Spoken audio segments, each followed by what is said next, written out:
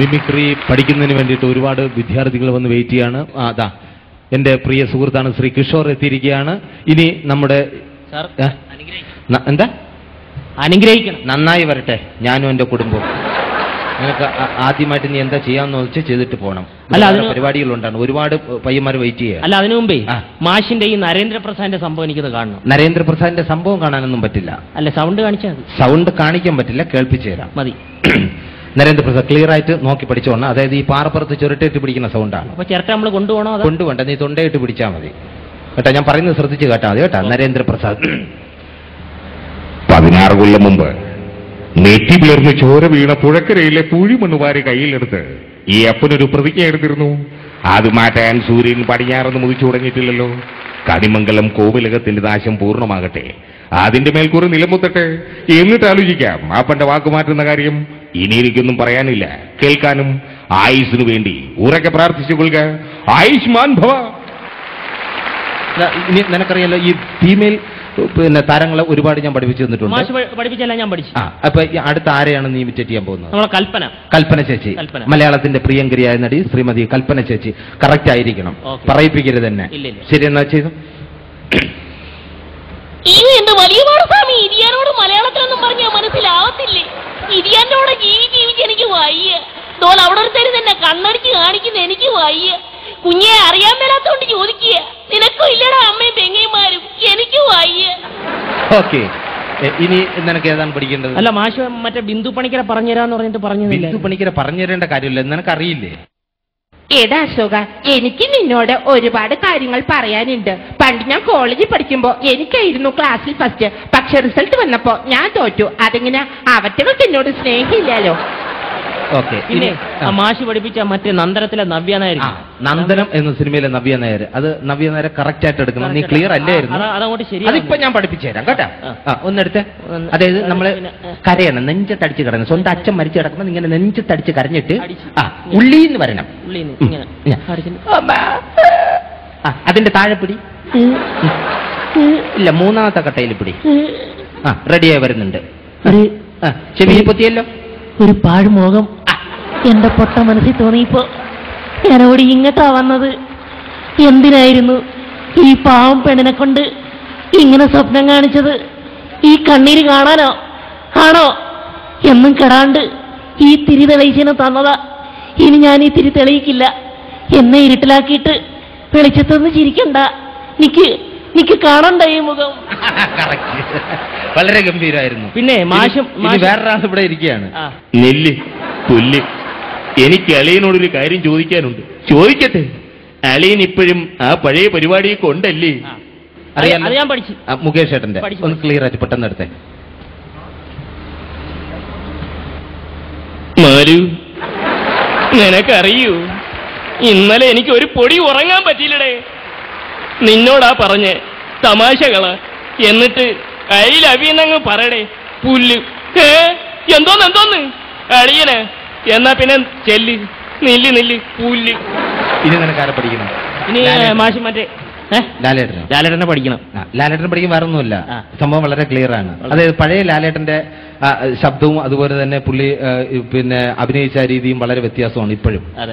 അതുകൊണ്ട് തന്നെ ആ പഴയ ലാലേട്ടന്റെ സൗണ്ട് എന്ന് പറയുമ്പോ എന്താ പ്രശ്നമില്ല, പക്ഷേ പ്രശ്നമാണ്. My phone number is 2233. പുതിയത് വേറെയാണ്. ശേഖര, ഞാനെല്ലാം മറക്കാൻ ശ്രമിക്കുകയാണ്. അങ്ങനെ വരും. പിന്നെ ആ സിനിമയിൽ തന്നെ അത് ദേവാസുര എന്ന ചിത്രത്തിൽ തന്നെ 3 പേരുണ്ട്, അറിയാലോ? 3 പേര് ആരൊക്കെയാണ്? മോഹൻലാൽ, പിന്നെ വില്ലൻ നെപ്പോളിയൻ, ചിത്ര. അവര് 3 വിധങ്ങളിലുള്ള ഒരു സംഭാഷണം. ഒരുപാട് കാലമായിടി നീ ഒരു മോഹമായിട്ട് എന്റെ മനസ്സിൽ കയറിയിട്ട്.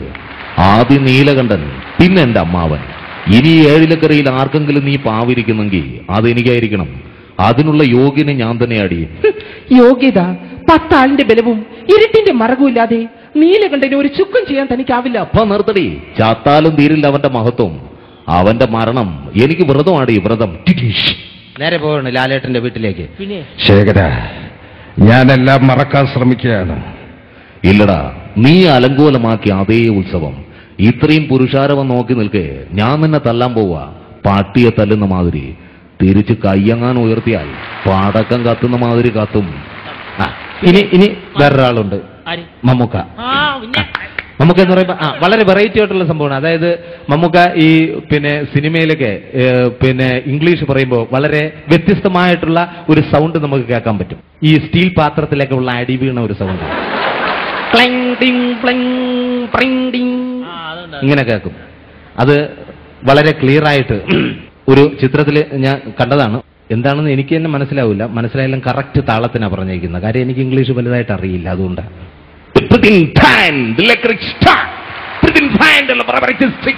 അതാവണമടാ പോലീസ്.